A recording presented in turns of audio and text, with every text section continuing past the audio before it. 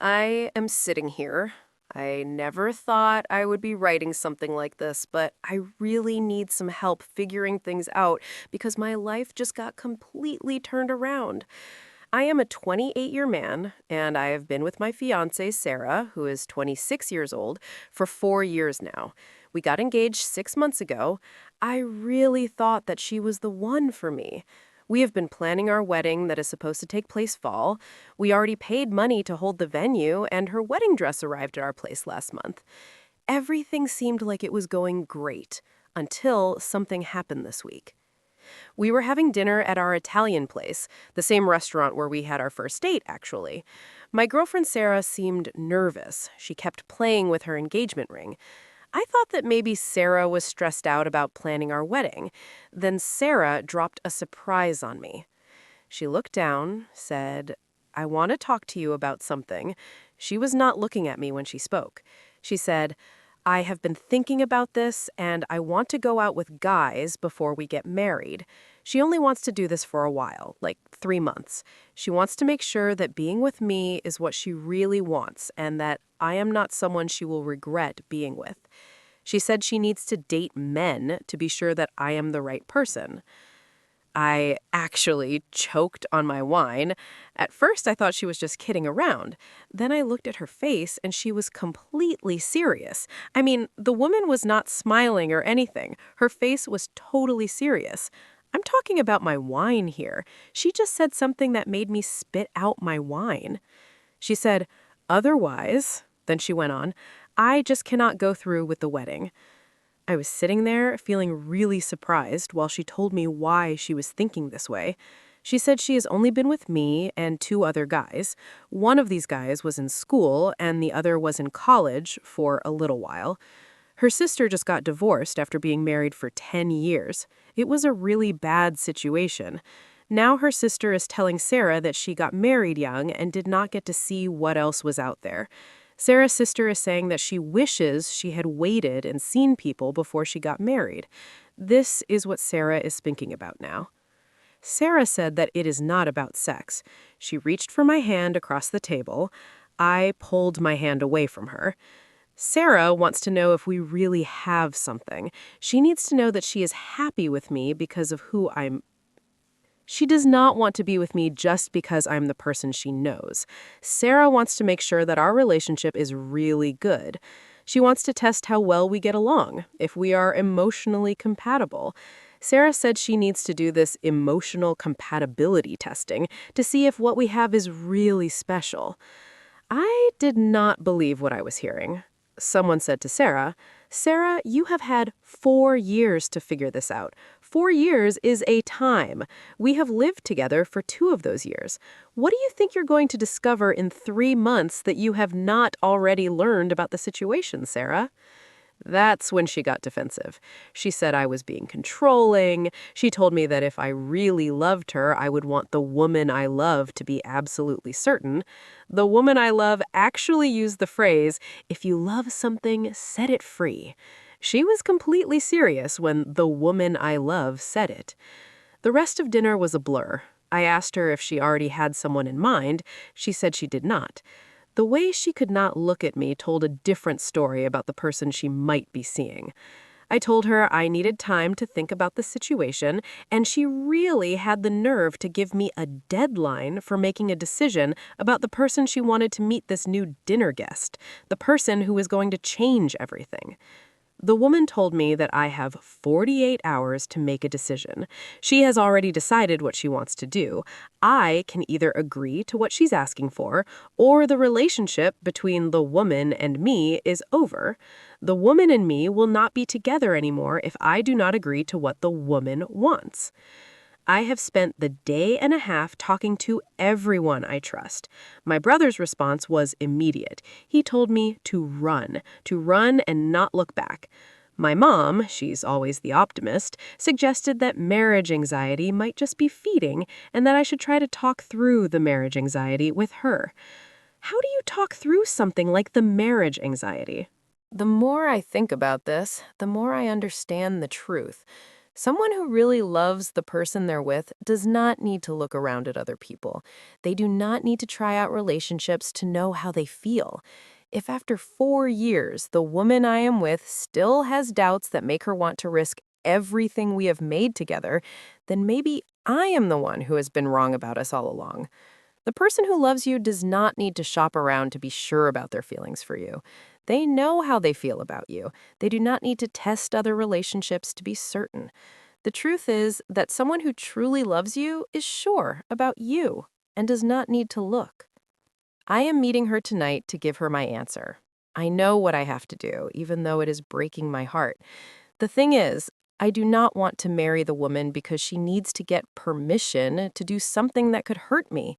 Marriage to her would not be about love. It is about her looking for a way out of the relationship while still keeping me as a plan. For the woman, I deserve better than to be someone's plan, so I have to tell the woman that I do not want to marry her. Has anyone else dealt with something like this? Am I crazy for thinking this is completely unreasonable? Update. I took some time to think about it like many of you suggested, and my partner. I had the conversation last night. The conversation went really badly, even worse than I thought it would. I found out what was really going on with the conversation. The conversation was very helpful because I learned a lot about what my partner's thinking. The conversation was about my partner and I, what we want to do. I met Jessica at a coffee shop, which was a safe place to talk. She looked really great, like she always does. She even brought some papers with her, these articles about non-monogamy and premarital exploration. It was clear that Jessica had been getting ready for our conversation. She had her thoughts all organized and everything. Jessica wanted to make some points about non-monogamy and premarital exploration. She started talking, said, "I have been doing a lot of research." She slid the papers over to me. This is actually really common now. Couples who are progressive are using this approach to make their relationships with each stronger before they get married. Progressive couples are doing this to help their relationships before they get married. I let her talk. She just kept talking about how this would make our marriage better, how it was the thing to do, and how she just needed to be really sure before we got married. Marriage is a big deal, and she wanted to be certain about it. Then she said it again that if I could not support her while she figures out what she wants, then maybe we should not get married. She said this journey of self-discovery is important to her, and our marriage is important to her too. She needs me to support her on this journey of self-discovery. That's when I played my card. "Okay," I said calmly. "I agree. Let us both go on dates with people for the next 3 months. I was thinking that we should do that with the dating of people. The dating of people is what I'm talking about. We will see people and go on dates with them for 3 months." The color just disappeared from her face. She said, "What do you mean? You're talking about both of the things we were discussing? What do you mean by both?" If we want to know for sure about our relationship, shouldn't we figure it out together? I think I need to understand things too, just like you do. Our relationship is what we are trying to be clear about, so it makes sense that we both try to get that clarity about our relationship. That's when Jessica completely lost her temper. She started talking fast about how things are not the same for men. Jessica said that women get emotional when they are dating. Men just want to have sex. Jessica also said that she trusted me. I did not trust her. The way Jessica was thinking was really confusing. It was like she was doing flips in her mind. The things Jessica was saying did not make a lot of sense. Jessica was saying a lot of things that were hard to understand. "This is not about you going out with people," she really yelled, which made the other people in the store look at them. "This is about me needing to know for sure that I'm the one for you, that the person I care about is committed to me, to us, to our relationship, and that me and my feelings are important to you." When I said something about the standard that was really clear, she changed what she was saying. Then she started crying. All of a sudden, I was the one who was being bossy and had problems with being jealous. Which is pretty funny because I have never been jealous one time in the 5 years we have been together. She even said her therapist thought this was a thing for her to do so she could grow as a person. The double standard thing really got to me because she was doing the thing she was getting mad at me for.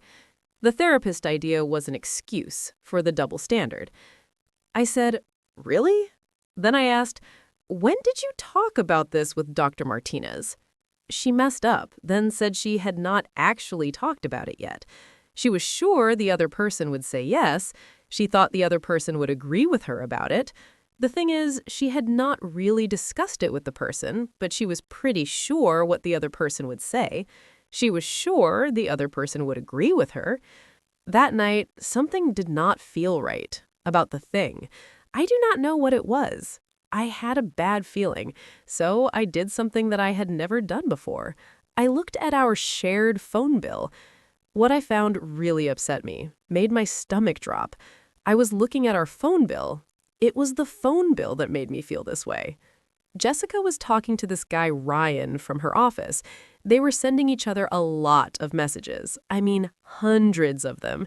They would also talk on the phone late at night. Now, Jessica said she wanted to see people, and she gave a timeline for that. The thing is, this timeline started right when she began texting Ryan a lot more, which was about 2 months ago. She was texting Ryan a lot. That was when she said she wanted to start dating other people. Jessica and Ryan were talking a lot. That was when she came up with this idea of dating other people. I talked to her this morning. I showed her the phone records. At first, she said I was wrong and that I was being nosy. She told me that I was going far and looking at her private stuff. Then I started putting my things in boxes. That is when the truth came out about her and the phone records. The truth about what she was doing came out. I was right about the phone records. She was not telling me the truth. She said that it is not about the part, Ryan. She have a connection that is emotional. He gets her in ways that you do not. She thought that if she could just go out with Ryan for a month, she would be able to get over him and then come back to you and be ready to really commit to you. She wanted to be with Ryan and see if that is what she really wanted. Ryan, she have something special, and she did not want to give that up without trying it out. That is what it was about. The whole complicated plan was not really about looking at choices or being completely sure. It was actually about getting the okay to go after her coworker at work while still keeping me around as a plan. I called off the wedding this afternoon. I'm staying at my brother's place now while I try to figure out what to do next. Losing money on deposits is really bad. It's not as bad as getting a divorce would have been. Jessica has been calling my phone a lot, saying sorry 1 minute, and then getting mad at me for giving up on the wedding and on us, Jessica and me. To everyone who told me to run in my original post, you were right. When someone shows you who they are, believe them the first time. Final update. It has been a month since my post, and I finally have closure on this whole situation.